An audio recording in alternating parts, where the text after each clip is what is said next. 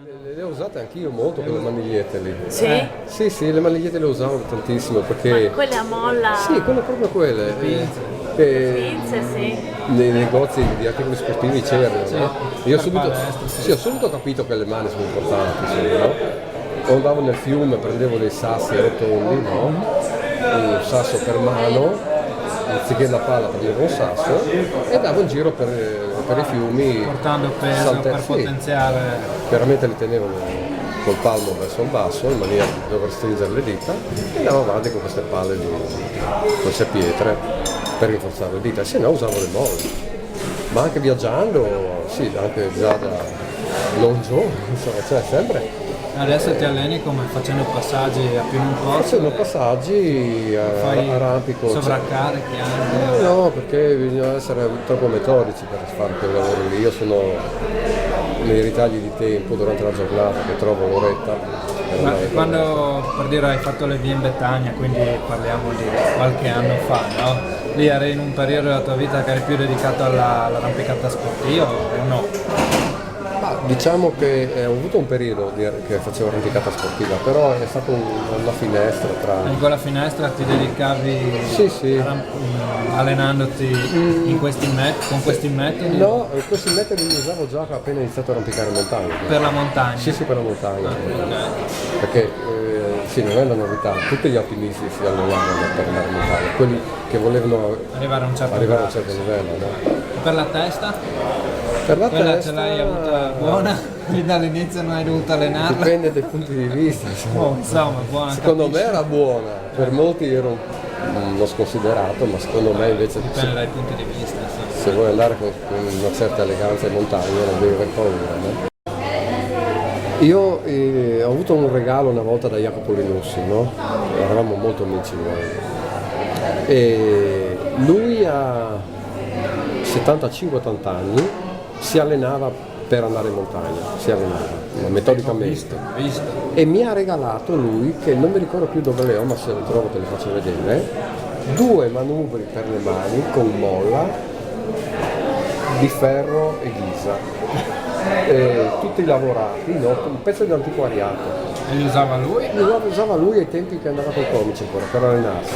Erano due profilati, due maniglie che prendevi così, no? Erano in 2 segmenti con delle molle dentro e in più i pesi in palco. Quindi tu, oltre che fare questi lavori, facevi anche così. E io un dazio, forse l'ho dato qualcuno.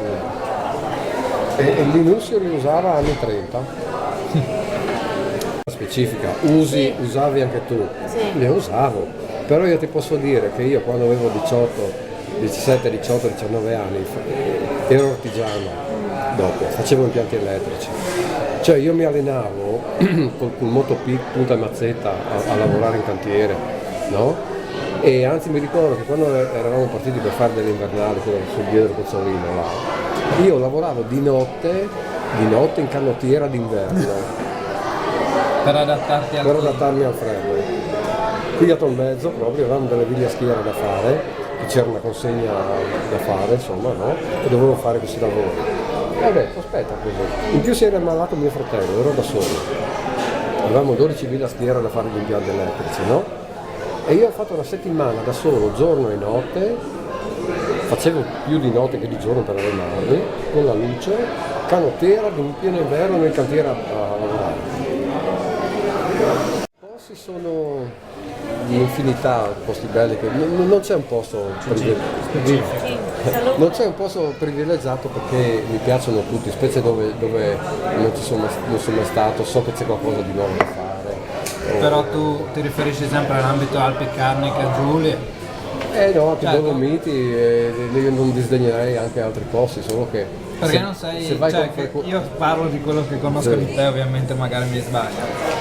Perché non sei con le tue capacità, non ti sei esportato verso montagne più rinomate che Guarda, ti do una risposta che può valere per molte domande simili. Io ho sempre cercato di condurre una vita normale, un'esistenza normale che che fa riferimento anche ad avere una famiglia, ad avere altri interessi, è un lavoro, no? È un lavoro normale. Cioè, io mi sento una persona normale che fa delle cose un po' particolari, no?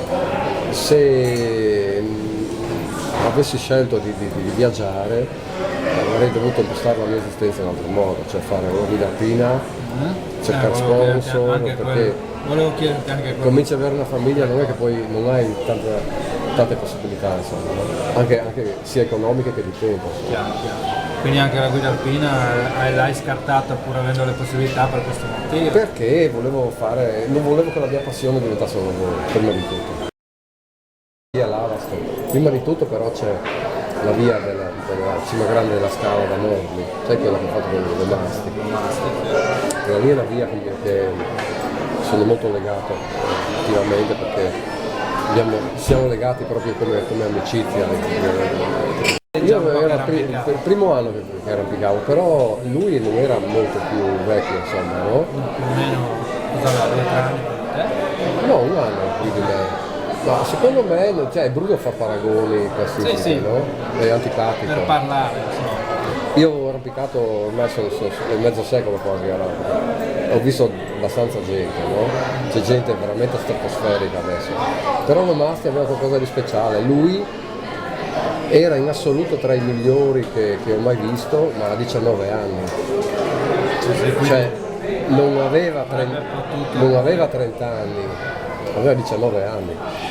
Ed è nato in un ambiente dove l'alpinismo era basilare, cioè. No, diciamo era sconosciuto quasi, cioè sapevano tutti cos'erano i rocciatori, però non c'era ambiente, dai. Ma quel passaggio che c'è scritto sul libro di Lomasti, in Betania, che nessuno riusciva a farlo, lui è arrivato con gli scarponi dopo una licenza dalla Naia, mi sembra, l'ha guardato e l'ha fatto, dov'è? Sotto? Sotto Cerno? Sotto un po' a destra dell'attacco di Cerno, anzi il passaggio si conclude, almeno come lo faceva lui, no? Da destra a sinistra, con la discesa dei 2 metri di Cerno. Lui con gli scarponi partendo dallo spigolo, diciamo, da Colibrino. Ecco, partendo da, come si chiama quella via? Disintegration, quella a sinistra di Colibrino.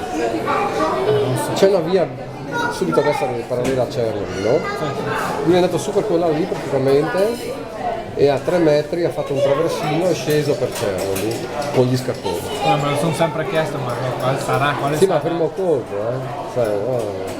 Senza sbagli. Diciamo che mi ha condizionato molto. Preponderante. Sì, decisamente. Ci sono state cose anche molto importanti come la famiglia, come tutto il lavoro, tutto il resto, però secondo me la montagna è stata e sarà sempre il mio rifugio. Cioè, diciamo, dove ti senti a casa? Non mi sento a casa, mi sento a mio agio e se vuoi mi consolo anche quando ci sono difficoltà, quando ci sono. Cioè devi avere, è un sogno che si realizza quando sei in montagna, no? In questo ti capisco bene. Credo sarei stato un buon marinaio, di quelli che veleggiano da soli. Sì, non avrei cercato la montagna probabilmente perché sarei stato appagato dal mare. C'è anche la natura, che sia il mare, che sia la montagna. Comunque. Sì, decisamente. Non è che sia la stessa cosa, però ti può dare le stesse sensazioni. Sì, beh, noi non siamo uomini di mare, quindi possiamo pensare comunque, immagino di sì. È una sfida, no? Anche il mare è una sfida, come una montagna, no? Beh, credo abbia tanti lati noti, meno noti in cui trovare la propria strada. Sì, credo tutto l'ambiente naturale. Certamente non condivido, ad esempio, tu vai in montagna, è una cosa che mi dà fastidio quasi, vai da noi in montagna, per i boschi, anche su qualsiasi luogo di montagna, fuori paese cosa trovi da noi? Non trovi un pezzo di roccia attrezzato oppure delle cose strane per frequentare la montagna, trovi il campo di pallone. E questa qua è una gran idiozia. Hai di secondo me. fronte due antipallone, Che- no? io non ce l'ho col pallone, anzi, però diciamo, vivi in montagna, vivi la montagna. È come essere al mare e voler arrampicare, cioè va bene che ci sono le falesie, però goditi il mare, insomma. No? L'avventura. Quando vai a aprire una via nuova, per te è un'avventura? Sì, probabilmente mi piacciono le vie nuove proprio per questo, perché non so mai sai a cosa vai incontro. Sì, diciamo che per esperienza mi immagino cosa farò, però quella piccola dose di incognita che è una via nuova, perlomeno mi fa credere di vivere un'avventura. Insomma. Il sale della salita. Sì, è come essere... Mi è sempre piaciuto paragonare una via nuova a come andare sul bagnasciuga di una spiaggia, no? E dove non ci sono impronte, dove non c'è gente, e tu lasci la tua impronta, però ti giri e la prima onda la cancella, no? Ecco, il mio modo di andare in montagna è quello, no? Per questo che non usi spitto, sei contrario, probabilmente perché non ne hai neanche bisogno, ma... No, bisogno diciamo... diciamo che non sono contrario agli speed perché significa alterare l'ambiente, insomma. Che lasci un segno al tuo passato. Lasci un segno e poi riduci l'altezza, no? Perché uno speed lo metti dove vuoi, non dove vuoi. Per me invece è importante non metterli proprio perché è l'unico modo per sentirmi in un posto a mio agio, non a mio agio, per dar senso di andare in montagna, se no andrei in palestra, insomma. No, se sono qua ancora vuol dire... Spericolato di una volta adesso. Spericolato. Sei mai stato spericolato nel tuo modo di vedere? Non so se quello sono stato spericolato, agli occhi di qualcuno può darsi. Parliamo di gente nell'ambiente, insomma. Ecco, Certamente ho rischiato molto di più a guidare la macchina, per dire. Anzi, veramente, tante volte ho rischiato di morire in macchina, non per causa mia anche. Ho rischiato dei frontali che si sono risolti per caso, insomma, no? In montagna ho avuto degli incidenti, ma però ho controllati, nel senso che anche uno che gioca a pallone ha degli incidenti, no? Poi incidenti più o meno gravi capitano sempre, è una, come si dice, è statistica, insomma. Ho letto da qualche parte ogni 50 volte ogni 50 uscite ho letto da qualche parte succede qualcosa, no? Statisticamente. Diciamo che sale della vita, non puoi mica vivere sotto una campana di vetro. Magari non vai in montagna, vai appunto in macchina e lì hai un incidente. Quindi, secondo me bisogna usare la testa, ragionare bene. Dopo gli incidenti io ne conosco uno che ha avuto denaro. Ti è mai venuto per un attimo il pensiero, basta, No. non è il caso di continuare? No. La passione era sempre uguale, ecco. Incidenti di percorso da lasciarsi alle spalle. Sì, è da dimenticare più presto, perché sennò cosa fai? Cambi sport, perché un altro sport è uguale, cioè se lo fai a certi livelli e comunque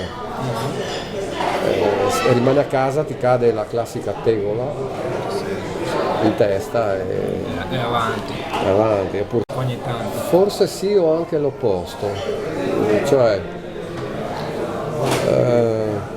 diciamo che qualche volta in montagna mi sono ritrovato a gestire certe situazioni proprio perché nella vita di tutti i giorni Eri abituato. sì, mi sono abituato a fare certe cose con determinazione, insomma. Allo stesso modo la montagna ti dà di quelle soddisfazioni che invece ti aiutano a sopportare la vita quotidiana, no? Siamo andati, avrò avuto 15 anni, per la prima volta sul Monte Verzei, una montagna che guardo da casa mia, sempre guardata da piccolo, e volevo sapere cosa c'era dietro, no? Perché una volta, bisogna dire questo, che quando eravamo piccoli noi, Era una scoperta, nel vero senso della parola. solo uscire dalla carne era una conquista, che nessuno aveva la macchina una volta, no? Quindi noi guardavamo l'orizzonte più prossimo come un confine invalicabile, insomma, no? Vedere cosa c'era di là era già una cosa grande. E siamo andati in montagna per vedere cosa c'era dietro quella montagna lì, no? Con i tuoi fratelli? Io, mio fratello e altri amici, anche uno che andava già a arrampicare, e da lì è cominciato. La prima corda che abbiamo preso è proprio perché ci avevano detto, sentivamo dire che in montagna bisogna andare attrezzati con ogni evenienza. Comunque non sono i tuoi genitori o parenti, sì, a parte il fratello. C'è un parente che faceva l'alpino come te, faceva l'alpino da un pezzo, cioè di un pezzo faceva l'alpino, ha fatto da Osta anche una scuola di roccia, ai tempi della guerra, no? E lui senz'altro l'ho guardato come diciamo che si guarda uno scalatore che tu sempre fanno, no? Un rocciatore. Di lui pensavo, ecco, lui è un rocciatore, uno che scala, no? Ma non mi interessava. Invece dopo, quando sono entrato nell'ambiente, mi sono ricordato di lui e ogni occasione era buona per andare a chiedergli qualcosa, no? Chiedere informazioni. E lui mi ha insegnato a piantare chiodi. Mi ha detto, se proprio andare in montagna, mia mamma gli ha detto, Viotka al Vulla in Mont di Ghial, no? E lui ha detto, se mi è venuta la passione non fai niente, no? Perché lui era un appassionato. E mi ha detto, allora mi ha preso proprio a cane, ha detto a casa mia, no? E mi ha detto, vieni con me che ti insegno io a piantare i chiodi, no? E lì siamo stati non tantissimo, qualche oretta a piantare pezzi di ferro, chiodi, e mi ha insegnato tante cose che sono preziose, insomma. Sei entrato nel tunnel. Nel tunnel del rocciatore. Sì, ma mi godo tutto, anche il lavoro nell'ambiente, cioè che sia in montagna, che sia. Basta stare nella natura, diciamo, le cose, le sensazioni sono quelle. Ok.